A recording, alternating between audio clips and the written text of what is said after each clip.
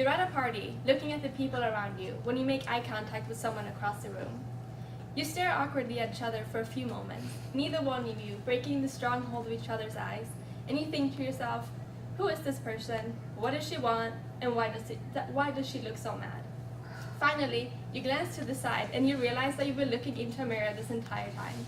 You've been staring at your own face without recognizing it. A woman who chooses to be anonymous told a story on how this has happened to her several times in an article posted on nymag.com. She suffers from prosopagnosia, or face blindness, a brain disorder that makes it impossible for her to recognize faces, no matter how familiar they may be.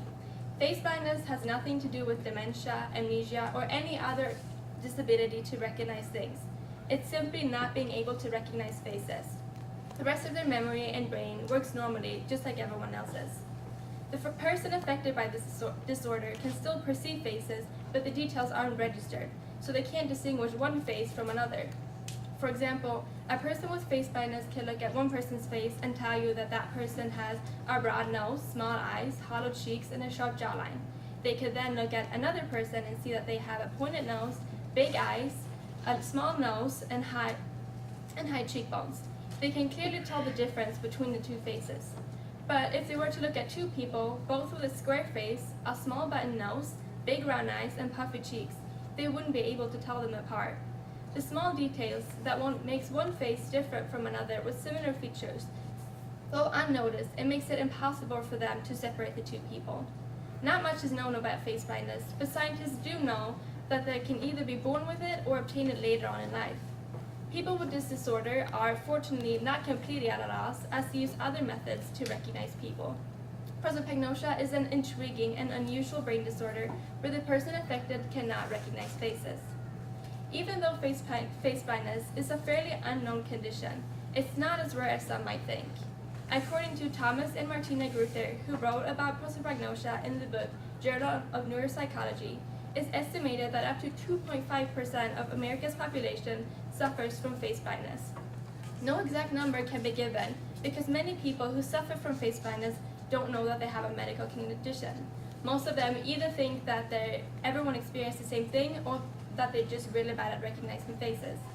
One reason why they don't know they're face blind is because they don't know such a thing even exists. According to faceblindness.org, cases of face blindness date back to antiquity, but it wasn't given a name until 1947. Joachim Bodemer wrote a report on two individuals who suffered from impaired recognition, but it was distinct from agnosia. The only thing they couldn't recognize were faces. He gave it the name prosopagnosia that, according to collinsdictionary.com, comes from the Greek word prosopon, meaning face, and the medical term for recognition impairment, agnosia. His findings were a landmark in the exploration of face blindness, and since then, more and more cases have been published. Even though Bodemer's report came out 7 years ago, face blindness is still a relatively unknown subject. After years of studies, scientists have come to the conclusion that it most likely has something to do with the fusiform gyrus, located in the temporal lobe of the brain. The problem with this is that we don't really know anything about this part of the brain. Scientists do think that it has something to do with facial and word recognition, so it's understandable that it would be involved in face blindness. Since so little is known about both this condition and the part of the brain affected, it's not known how people obtain prosopagnosia.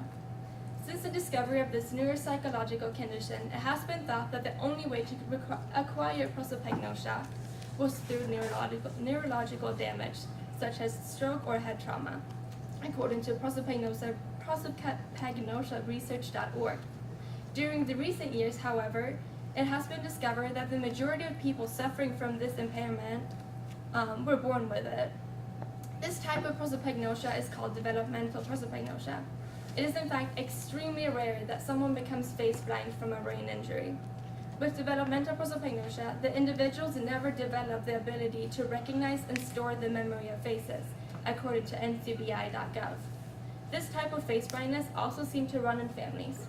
BBC.com posted an article about Evie Pritchard, who explained how her life was like with face blindness, and that both her mother and her grandmother had the same condition. Even though her face blindness isn't as severe as for some other people, She did once walk past her own mother on the street just because she had straightened her hair. CBS News produced a short documentary on face blindness, featuring people who were born with it. One was sighted different from the others. She wasn't born face blind. Colleen had had a surgery to remove a brain tumor, and when she woke up, she noticed that something was off. She never recognized the nurses that came in to check up on her every day, even though they behaved like they knew her. She assumed that it was just her medication that was making all of the faces a bit of a blur and hard for her to remember. It wasn't until one of her friends came to visit that she realized something was seriously wrong. Her friend was wearing white, so when she walked into the room, Colleen assumed that she was one of the nurses. So she smiled at her and then turned back to her husband. Her husband then got up and gave her friend a big hug and said, "Doreen." Right then, Colleen realized that she couldn't recognize faces anymore. No matter how a person ends up with face blindness, they all have to deal with it somehow. Since a person's face doesn't give them any clues on who they are, they have to look to other things. They recognize people by their clothes, hairstyles, body shape, and how they move and talk. By using compensatory strategies like these, they're not completely at a loss while talking to people. One example of this is Bill Kosher, who told a story on how he finally recognized himself in an article on Wired.com. The first time he looked into a mirror and recognized himself, he was 48 years old. Previous to that, the face staring back at him had only been another face. It hadn't been anything to him. During his whole life, he had felt hollow and isolated from not being able to recognize what should be the most familiar face of all. When he got older, he grew his hair out and started wearing colorful bandanas to distinguish himself from others, and that led to him being able to recognize himself. Prosopagnosia, more commonly known as face blindness, is a fascinating cognitive disorder that affects a person's ability to recognize even the most familiar faces, including their own.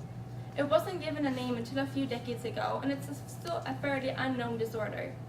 Out of those who have this disorder, the majority were born with it. However, there are some who acquired it later on in life. Something they all have in common is that they use similar strategies to recognize people, such as looking at their hairstyles, clothing, and body type. These methods will help them distinguish and identify a person. Glenn Alperin described prosopagnosia perfectly, saying, "Most people take a picture with their brain and store and develop the film. I take the picture, but throw the film in the trash immediately."